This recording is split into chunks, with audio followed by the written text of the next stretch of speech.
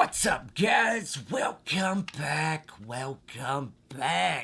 Glad you're here. On today's episode, we got a good one planned for you. That's right, we're going to be looking at a beautiful deck out of the Murphy's Magic catalog.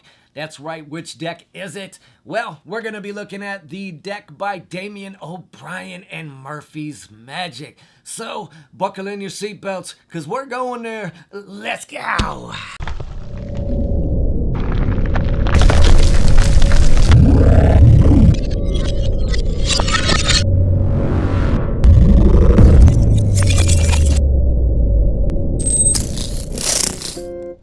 Okay, the Hannya Playing Cards, that's right, by Damien O'Brien, is supposed to be about the traditional Japanese Hannya mask, portraying the souls of women who have become demons due to obsession or jealousy, now immortalized through tattoos.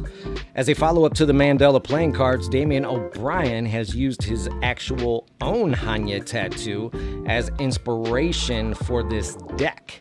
Demonic and dangerous, but also sorrowful and tormented at the same time, the Hannya mask pays tribute to the complexity of human emotions.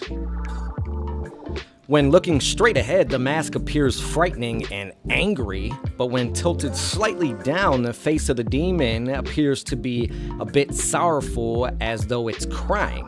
In much the same way, the gold-foiled mask on the Hannya Playing Cards tuck case emerges from the black matte darkness and peers into your soul. The front of the tuck case is all black matte, and it's going to have on the left in gold foil that wraps around from the left side and back. It's going to have that Hannya mask that we spoke about, which is Damien's tattoo. It's going to be an all gold foiling, which is going to make this pop behind that all black background. There's no other writing, ad copy, or anything except for on the bottom, which is going to have Damien's logo in that same gold foil. The only other places you're going to see any kind of writing is going to be on the top flap. It's going to say Hannya in gold. On the inner flap, there's going to be a little bit of Chinese kind of scripting there. And on the right flap, it's going to have three initials, M, D, and F. The back design on the deck, it's going to be really elegant looking. It's going to have on each end, making this a two-way back design, the gold foil Hannya masks that we've seen on the front of the tuck. It's going to have an all-black background once again. It's going to have a medium-sized white poker border and another thin gold border going all the way around the black. Alright, so this deck was printed by Cartamundi on their B9 cardistry stock. That's right, it's gonna have a true linen finish, making this deck very buttery and nice to the handles. Alright, so with this deck, you're going to receive some extra cards. That's right, extra cards are always cool to have. This one, you're going to have a blank facer. That's right, we've seen this card a lot. It's going to have the back design on one side and nothing on the other. The next card you're going to receive is awesome, because who doesn't like a duplicate? It's going to be a duplicate 8 of clubs. And then the last but not least, the last two cards you're going to get are duplicate and original jokers. That's right, if you've had the Mandala deck before this, you're going to see that Damien carried over the same kind of aesthetic with the whole tattoo gun set up and things, because the mandalas were the same in the sense of the Joker. This time around, he did the same. It's going to have Joker in each of the other corners. It's going to have a tattoo gun disassembled with the needle, tube, and machine. Okay, so as far as the pips and indices in this deck, they're going to be pretty much standard. The only difference is with the red-colored hearts and diamonds, you're going to notice a more deeper, darker crimson red color. Alright, so as far as the courts are concerned, these are going to be friends and fellow magicians of Damien's. You're going to notice that the head is 100% custom, but the body is kind of that same traditional style body that we're known for seeing in courts. Some of these are going to be recognizable instantly, like the King of Diamonds is Daniel Madison. The beautiful Laura London blesses the Queen of Clubs. Chris Ramsey, the Jack of Hearts. Jeremy Griffith is the King of Hearts. Xavier Spade, the Jack of Spades. And the man himself, Damien O'Brien, the King of Spades. Alright, so as far as the aces are concerned, these are going to be pretty much your standard industry aces. That's right, until you get over to the beautiful Ace of Spades. The Ace of Spades is going to have this very nice, centered, huge, and large spade pip. It's going to have some kind of line work that almost looks like tattooish on the outside. It's going to have the Hannya mask that we've seen on the back repeat itself in the center. It's going to say Hannya underneath, and it's going to say by Damien O'Brien below. Alright, so, man, what do I give this deck? I give it a 4 out of 5. I give it a 4 out of 5. Beautiful deck. I love the gold foil. I love everything about it. The whole theme of it. Tattoos, you know me.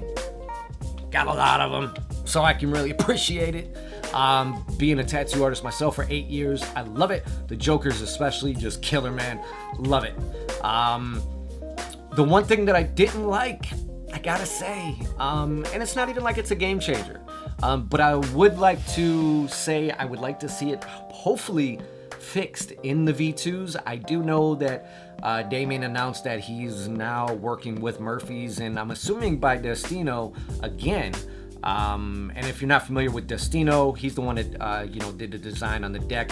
He's also the one that did the King of Legacy deck, the Emanations deck by Matty Gilbert.